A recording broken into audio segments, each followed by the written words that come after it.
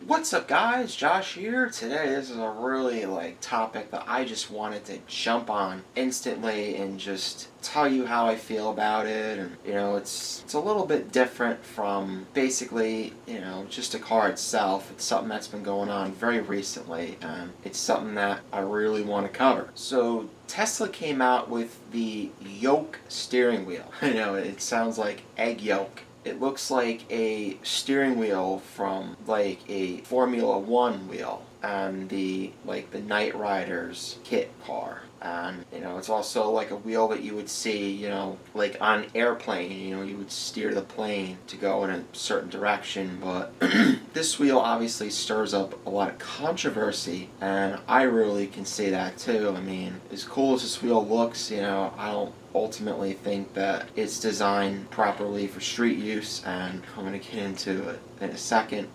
So Car and Driver reached out to the NHTSA, which is the National Highway Traffic Safety Administration, and quickly learned that they did not approve of the changes like this. And ultimately with that, it is up to the automaker to make sure the products meet the safety standards, because the NHTSA does not, test the products to make sure that, it meets their standards. So that is for auto manufacturers to do. It's their duty to do that. Duty. Before they are released. The Yoke steering wheel has support. The Yoke steering wheel has support from both fans and directors of Tesla. But Tesla says it is here to stay. So, they're gonna have to really find out how to safely produce this F1 steering wheel. I can always picture in my head. The redesign, came with this obviously rectangular wheel top. The redesign obviously, came with the rectangular sort of shape, but, it has no wheel top bar. So it looks like, like I said, an upside down Formula One wheel, as many pointed out.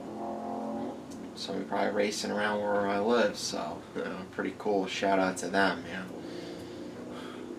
Opening up their engine.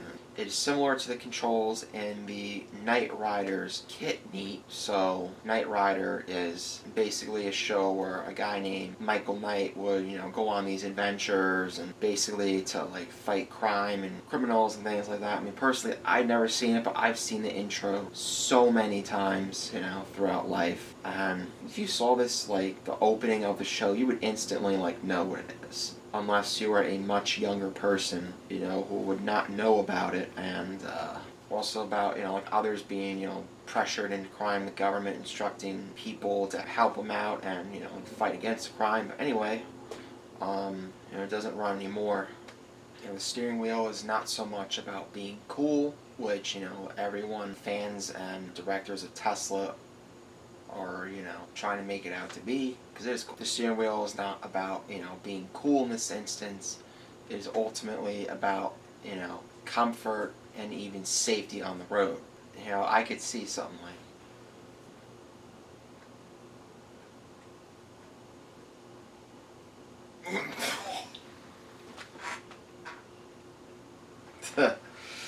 I don't know, it was a corny car accident reaction, but yeah, you get the point. You can't go like that or like that how you can with a normal steering wheel, or even if you do the one hand and you steer quickly. But this is why the steering wheel is so controversial, and I can ultimately see why. Like I said earlier in the video, as cool as it looks, it's got to be safe to use on the road. By the way, I just had to do a skit. I even touched the green screen. I'm kind of lucky I didn't even knock it over. It's just I had to do it. I had to do it. Just demonstrate how funny it'd be.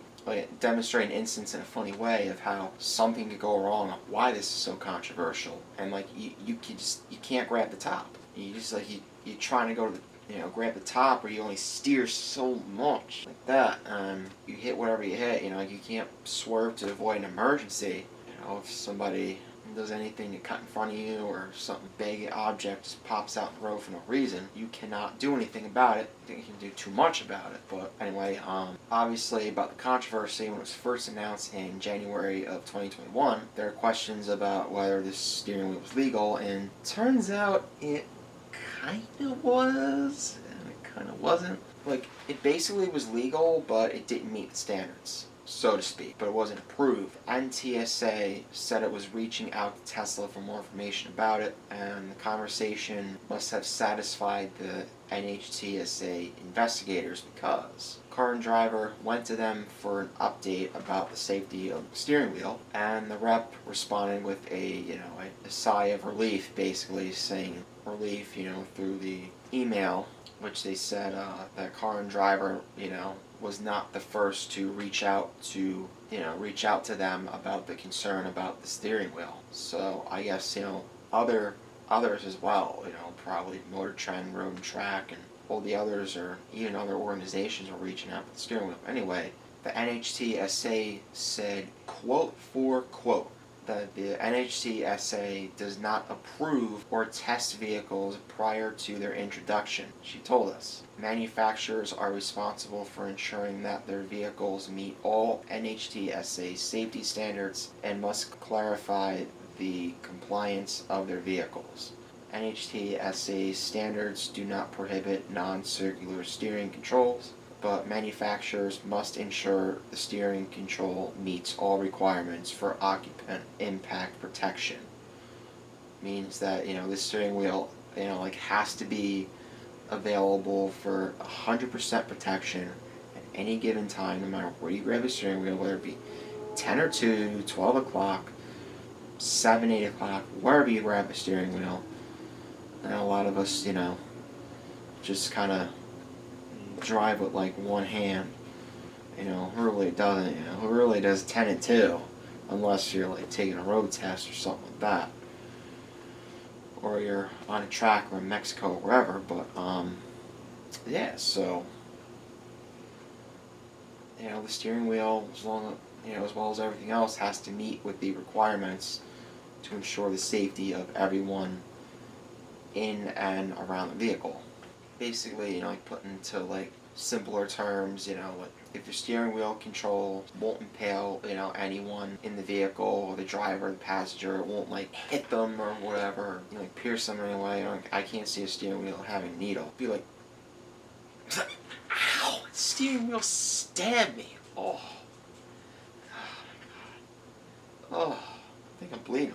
This is an example I had to use. By the way, I'm not bleeding. Part of another skit, I had to demonstrate just to explain the definition of what I was trying to say. Also, it can't leave the vehicle or, hit pedestrians in any other way. However, the NHTSA doesn't care what shape the steering wheel is, which is good news on Tesla's end. So it just has to be safe to use. It has to be able to be gripped on all of the angles that it has, and that is bad if you hope to have the steering wheel so soon. Obviously, the hardest part of using the steering wheel is going to be parking, because you can't turn in either clockwise or counterclockwise on top of the wheel. You can't even use 10 and 2, because there ain't no 10 or 2 with this steering wheel. So you're going to have to try to steer as best you can. Maybe try to put your hands on the steering wheel, or try to park it however you're parking it, or even turns, period, are just gonna somewhat, tricky task. But I guess if you master it, you'll be alright. Many car reviewers, seem to give it good reviews. It seemed to be people who want this vehicle to come to life and hopefully be on the streets and things of that nature, but it doesn't seem like it's going to be right now this second. But we'll see what happens. So, think about the steering wheel controversy. It's a cool looking steering wheel, but yet again, doesn't seem to be that ideal for, street use, because you can't grip it from all sides. You can't grip it from up and down, but something that Tesla's going to have to work on, so we'll see with that. And, it's going to be a success regardless, I would say, 50-50. But anyway, that's it, guys. Hope you enjoyed this video. Make sure to leave a like, comment, and turn on post notifications so you do not miss out on one of my videos. And along with that, I'll see you next time.